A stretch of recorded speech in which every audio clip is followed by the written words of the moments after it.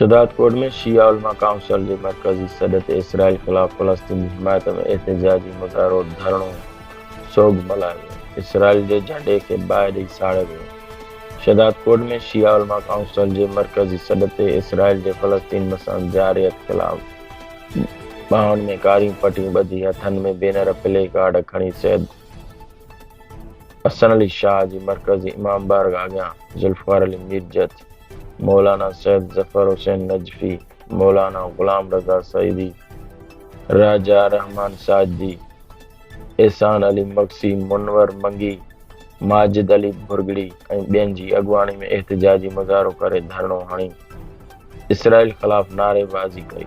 सोग मल्हाए इसराइल जे झंडे खे बाहि ॾेई साड़ियो वियो। उन मौक़े ते अॻुवान ख़िताब कंदे चयो त फ़लस्तीनी मुस्लमाननि मथां इसराइल जारियत जी मज़म्मत जोॻो अमल आहे।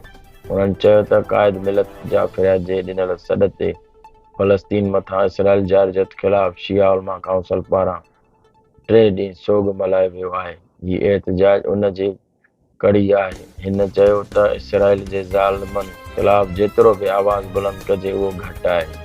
इसराइल पारां अस्पताल मथां हमले वारे अमल में मासूम ॿारनि, बुज़ुर्गनि, औरतुनि समेत केतिरा ई नौजवान शहीद थी विया आहिनि।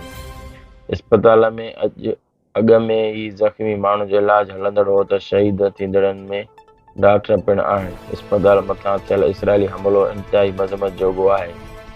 हुन अक़वाम मुतहिदा खां फ़लस्तीन मथां इसराइली जारियत ऐं इसराइल हमलनि में बेगुनाह क़त्ल थियल फ़लस्तीन अवाम जो नोटिस वठी इसराइली जारियत ख़तमु करण जो मुतालिबो कयो आहे।